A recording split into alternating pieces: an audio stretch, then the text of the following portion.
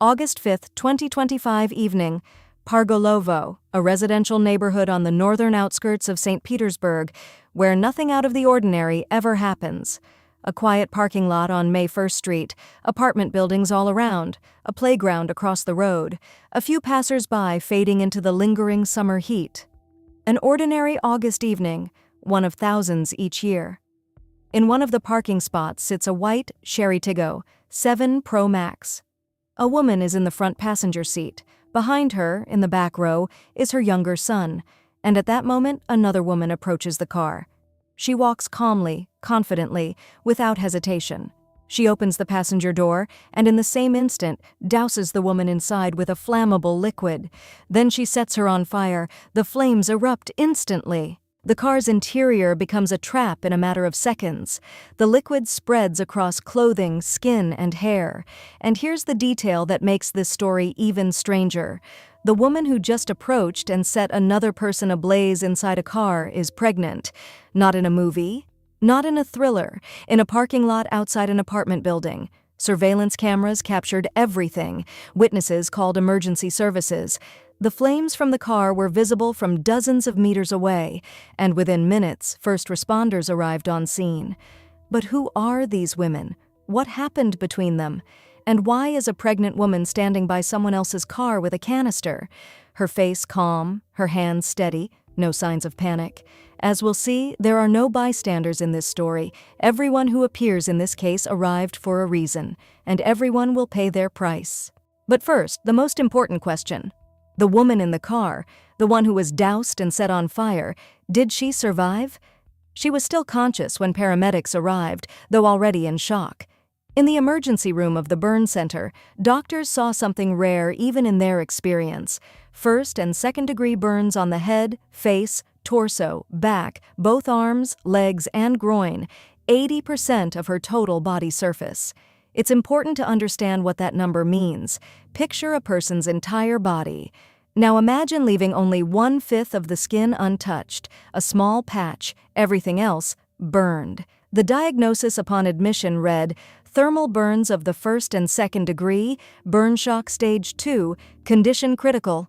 Her body was already failing to cope with what was happening inside. Here's a crucial detail. Pain on this scale can end everything on its own. No fire, no infection, just pain. The doctors made the only decision they could. They placed her in a medically induced coma, an artificial shutdown of consciousness to give her body at least some chance of surviving the first hours. They connected her to a ventilator, set up round-the-clock monitoring, IV drips with medications to keep her blood pressure from dropping, which it did again and again. Meanwhile, journalists were already surrounding the hospital. Everyone asked the same question, will she survive? The doctors answered cautiously, quote, 0. That phrase, essentially, is a verdict, just wrapped in medical politeness.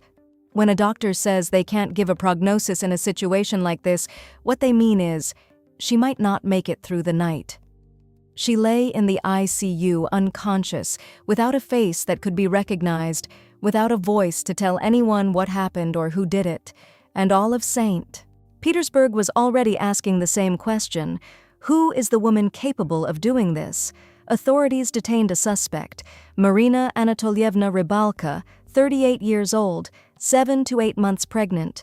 They found her quickly. She hadn't even tried to flee. No escape, no hidden evidence, no attempt to cover her tracks. As if she had done what she came to do and simply stopped, taking no further action. The charges filed against her read as follows. Article 30, Part 3, combined with Article 105, Part 2, Clause E of the Criminal Code, attempted taking of life by a method dangerous to the public, not completed due to circumstances beyond the defendant's control. Translated from legal jargon into plain language, she intended to finish what she started. She did everything necessary. And if the victim survives, it will be despite her actions, not because of them. The penalty for this charge is severe, 8 to 20 years of imprisonment or life. What happens next may anger many. The investigation immediately requested her arrest. The logic was clear. The severity of the charge, the nature of the act, the danger to the public. Pretrial detention. the standard measure for cases like this, and no exceptions seemed warranted. But the Viborg District Court ruled otherwise. House arrest until October 6th. The basis, the defendant's pregnancy. The court determined that conditions in pretrial detention were incompatible with her condition and ordered a restraining measure that did not involve incarceration. And here, many stopped and couldn't believe it. House arrest for attempting to take a life by fire. She stayed at home with a bracelet on her ankle while the victim lay on the edge in a burn center. As the city processed this news, the main question remained unanswered. Not how much time she'd get, not whether the court was fair, but why? Why does a person reach for a canister and set another human being on fire? The investigation established the motive within the first few days: jealousy. And here, we need to understand who these people were to each other. The woman in the car was named Inna Tsibasova, 41 years old. Inna was close with the family, visited their home, knew Marina's husband Ivan Rybalka, knew their routines, their habits, their daily life. This wasn't a stranger from a text exchange or an anonymous profile on social media. This was a woman Marina trusted. And Ivan helped Inna. He drove her around for errands, helped with her apartment renovation, spent time with her, as he would later explain, quote, just helping out, just being there, nothing more. But Marina saw it differently. A husband who kept ending up near another woman, a family friend who was becoming too close, car rides, renovations, calls, time he spent not on the family. In her mind, all the pieces came together. Ivan was having an affair with Inna, and here the story branches into two corridors, and we don't yet know which one is real. Option 1. Ivan was, in fact, unfaithful to his wife with her friend, and Marina discovered it. Option 2. There was no affair at all, just jealousy that transformed ordinary friendly help into proof of betrayal. But it's important to understand that, quote, 2 is a legal term that can mean anything: real infidelity, suspicion, paranoia, or the slow suffocation of feeling like you're being replaced. And that's exactly what made the blow so devastating, not just to her body, but to the entire structure in which these three people lived. But to understand how Marina Rybalka reached the point of a canister filled with flammable liquid, we need to look at her, not the defendant, but the woman. She was born in a small town in the Bryansk region, the kind of place people usually leave at the first opportunity. And she left. She moved to St. Petersburg and enrolled in the State University of Architecture and Civil Engineering. Not the easiest school, not the easiest field, but she graduated. In 2010, she went into business. And here, it's worth pausing, because this says a lot about a person. She was 23 when she started building her own venture. She didn't go into a corporate job, didn't seek out stability in someone else's office. She chose the path where everything depends on you, the risks, the failures, and the successes too. In 2017, she married Ivan Rybalka, and during this period, she became the CEO of Capital LLC, a company dealing in lumber and construction materials. This wasn't a title just for the registry. Real turnover, real responsibility. Education, business, marriage, her own company.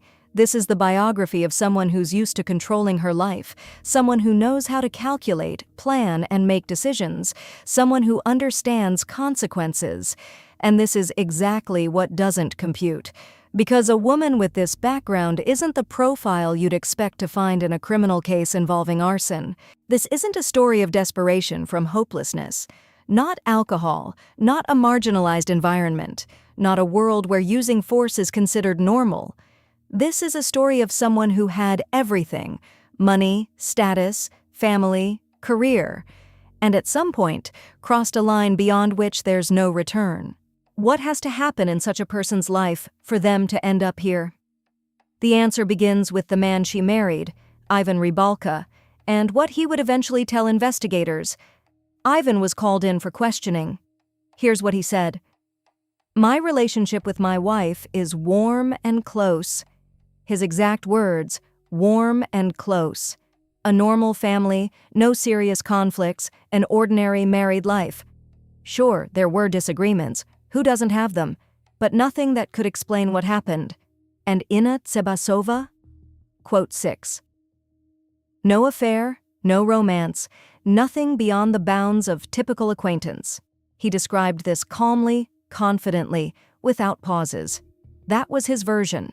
Neat, smooth, without a single sharp edge, where everything is in its place and no one is at fault. Except his wife, of course. The investigators listened, documented. At that point, there were no formal questions for Ivan. He was classified as a witness, not a suspect. His testimony was added to the case file as one version of events, but a version is not a fact. And the investigators gathered those separately. Inna Tsebasova had her own life, a husband, a settled routine, an ordinary family, and that husband would later tell the investigation directly, quote 7, no accusations, no anger, no blame, just a readiness to bring her home and help. And this likely says something. For those close to Inna, everything that happened was just as much of a shock as it was for the Rybalka family. But to understand what happened next, we need to look at this through Marina's eyes. Because it's one thing to learn your husband left you for a stranger. That hurts. But at least it's understandable. A new person, a different life. For Marina, it was a double betrayal. Not just her husband's infidelity, but infidelity with someone they both knew. And it's exactly that transition, from suspicion to a specific face, from vague anxiety to a name, that likely became the point, after which living as before became simply impossible. Suspicion is one thing. You can coexist with it, convince yourself you imagined it. But when that suspicion gains a face and a name, there's no hiding from it anymore. But how exactly did Marina learn the truth? And what made her move from guessing to acting? Marina didn't wait for someone to tell her the truth. She decided to hear it herself. At some point, she installed a call recording app on her husband's phone. Not impulsively, not in a fit of jealousy after another argument. She approached it the same way she approached business, methodically and systematically. And so, every day, she received new recordings, incoming calls, outgoing calls, voice messages. She listened to them at night, after Ivan fell asleep. She noted the dates, the times of calls, their duration. She noticed how his tone changed when he spoke with Inna, softer, warmer than with anyone else. She also read his messages, not selectively, but everything, for weeks. This wasn't hysteria, and it wasn't paranoia. It was systematic information gathering. Marina was building something like her own dossier. She understood that a single intercepted message wasn't enough. She needed the full picture, frequency of contact, content, patterns. And with each passing day, that picture became increasingly clear. The recordings confirmed what her intuition had been telling her for a long time. Calls multiple times a day, messages that went far beyond friendly exchange, details that people who are just acquaintances don't discuss. And at this point, Marina no longer held a suspicion. She held evidence, concrete, documented with dates and timestamps. Here, a question arises. One the investigators and lawyers would later ask, what exactly did she find in those recordings, and what did she decide to do next? Here's what she had. Ivan's voice, clear, no interference. A tender tone, quiet laughter, words a man doesn't say to his wife's friend. Quote 9, he called her Zeka. Quote 10, not once, not by accident, regularly, in every call. Plans for meetings, evening plans, intimate details that couldn't be written off as friendly conversation. That solid friendship Ivan had so confidently described to the investigator, it fell apart in 30 seconds of listening. And then, recording after recording, not one call, not two. A systematic relationship that had gone on for months. He called her in the evenings when Marina was putting their eldest to sleep. He texted her in the mornings while his wife was still asleep. He scheduled meetings on days he knew Marina would be busy. Every detail, like clockwork.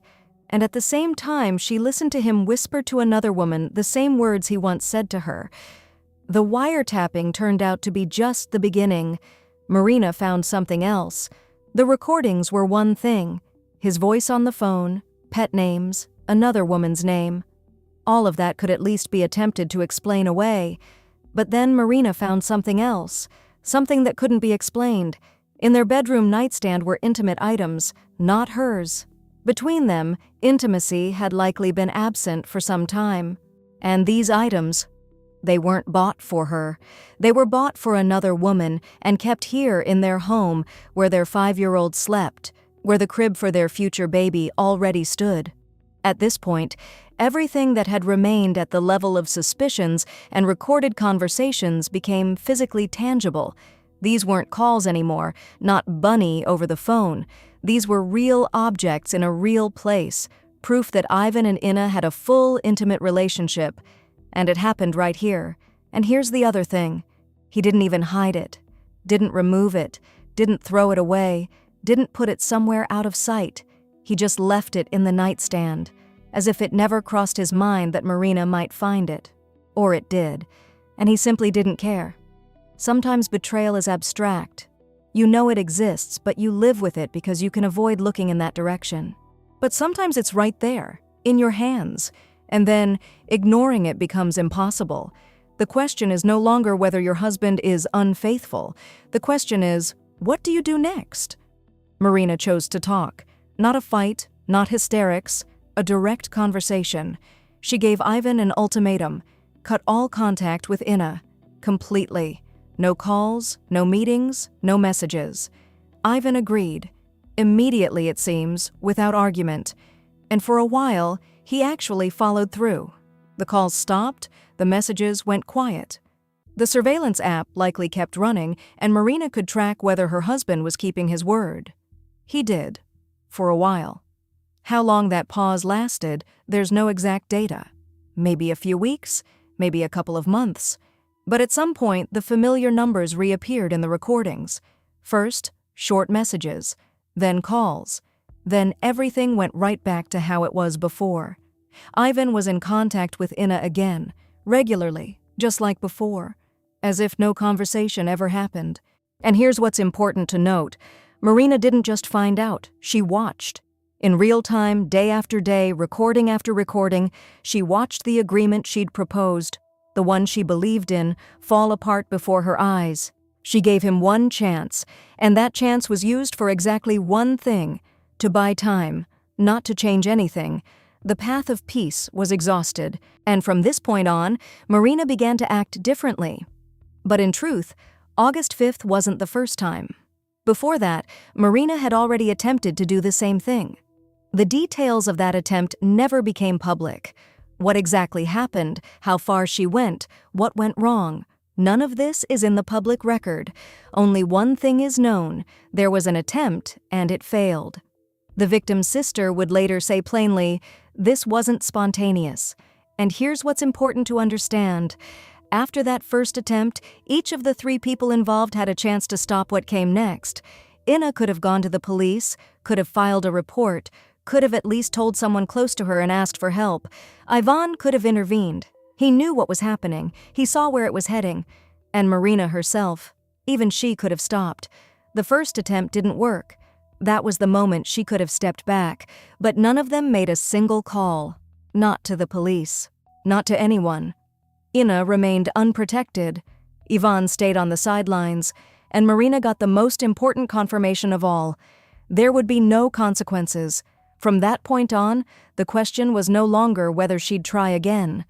The only question was, when? August 5th. Ivan picks up his and Marina's son, the same boy who that very evening would end up in that car. Together with Inna Sebasova, they go to the store. The 3 of them. After the ultimatum, no more calls, they're driving around the city, running errands. From the outside, it looks like an ordinary family outing. Only this isn't his family. Marina most likely found out through that same recording app on her husband's phone. She heard how he arranged to meet Inna and how he brought their son along. And here's what's important to understand. For her, this wasn't just another contact. The ultimatum had already been set. The first attempt had already happened. And now, he's by her side again, with their son in the back seat. What exactly happened that day, minute by minute, can't be fully reconstructed from the case materials, but what we know is this. Marina gathered the flammable liquid, left the house, walked to Ina's building on May 1st Street, and waited. She knew they'd return. She knew exactly where they'd go. And she stood there with the canister while Ivan's car was still on its way. This isn't a breakdown. It's not passion. It's waiting. The car appeared on the street. It pulled up to the entrance. Ivan turned off the engine, got out, and headed toward the building. Ina stayed in the front seat. The 5-year-old son sat in the back. And here's what's important to understand. Ina's position on the whole situation had already been formed. She would later say in the case materials, "We would have just stopped talking, that's all." No scandal, no confrontation, no ultimatums. She was ready to step aside and close this chapter quietly. But those words stayed words, because between the willingness to leave and actually leaving, there's time. And there was no time left. Marina was already nearby. She saw the car pull up, she saw Ivan get out, and she saw Ina still inside.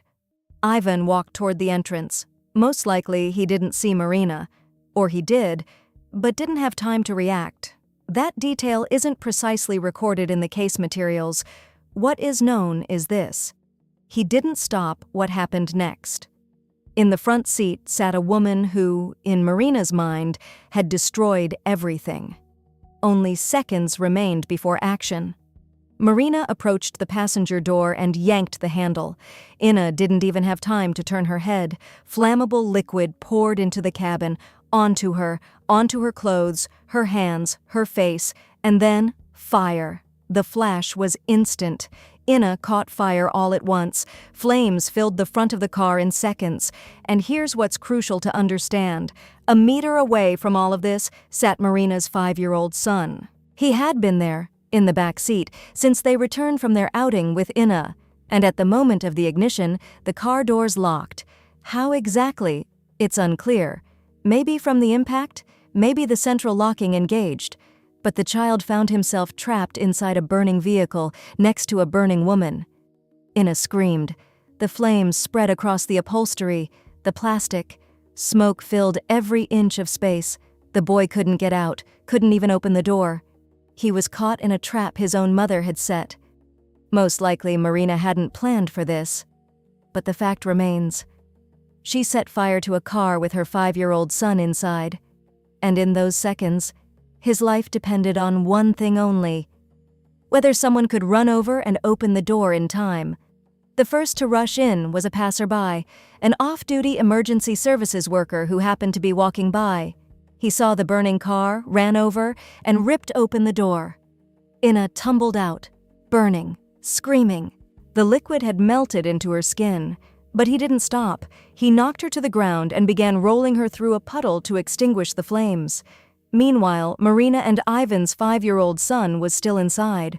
Another bystander ran to the other side of the car, wrenched the door open, and pulled the boy out. Complete strangers, absolute strangers, did what a mother should have done. Marina stood and watched. She didn't approach. She didn't scream. She didn't reach out her hands. Her 5-year-old was choking in a burning car, and she just observed. The rescuer, the passerby, later said he couldn't understand it. A woman standing right there, and she seemed not to care. Ivan arrived on the scene too. He grabbed Ina, already severely burned, and rushed her to the nearest hospital. He acted fast, without hesitation. Every minute counted. Marina, meanwhile, walked behind Ina to the clinic. Didn't run, didn't hurry, just followed, not to help. She wanted to see the result. The first 5 days, doctors fought just to stabilize her vitals. Her body was reacting to everything at once, organs failing one after another, and every hour in the ICU became a separate battle. Only by the end of day 5 did they manage to reach stable condition. Stable but critical, that's what the record said. And from that point, the next phase began.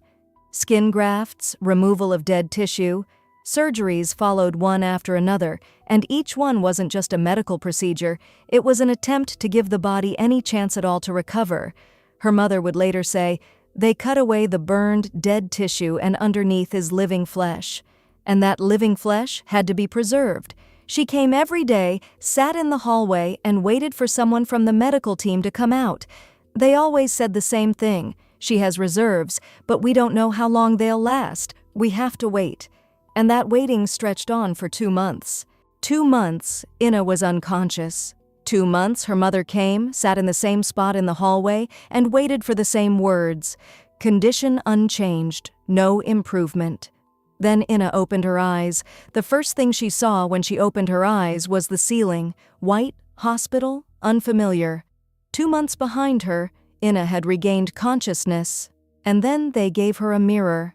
She would later tell journalists, "I saw my skin sliding off. My skull was exposed." That's not a metaphor. That's literally what was reflected in the mirror. The face she had known her entire life no longer existed. In its place, scar tissue, pulled tight, uneven, foreign. The same eyes, everything else, gone. Her hands wouldn't move. The tissue had burned so deeply that the muscles and tendons no longer functioned. Her fingers wouldn't clench. Her wrists wouldn't lift. Basic things, picking up a glass, adjusting a blanket, touching her own face, became impossible. She survived, but the Inna who existed before the fire did not return. She lay there, speaking slowly, quietly, choosing her words. She didn't complain. She simply described what she saw and what she felt, and in those words, there was no anger, no screaming. There was something else, a calm, almost detached acknowledgement of what had happened to her, as if she had already accepted all of it and was just stating the facts. Her husband waited. He was by her side. He came, told her he wasn't going anywhere. Inna knew this, but that knowledge didn't bring back her former face, her ability to move her hands, the life she once had. Inna paid for surviving with everything. What did Marina pay? The case was transferred to the Vyborg District Court of St. Petersburg. The same article, with the maximum possible sentence. The prosecution went with the harshest available path. And here, for the first time, Marina spoke on the substance of the charges. The defense's version was as follows. She didn't intend to take a life. She only wanted to scare her. Gasoline, a canister, a lighter, burns, a coma, and all of it just to scare her. The Vyborg District Court accepted the case for hearing.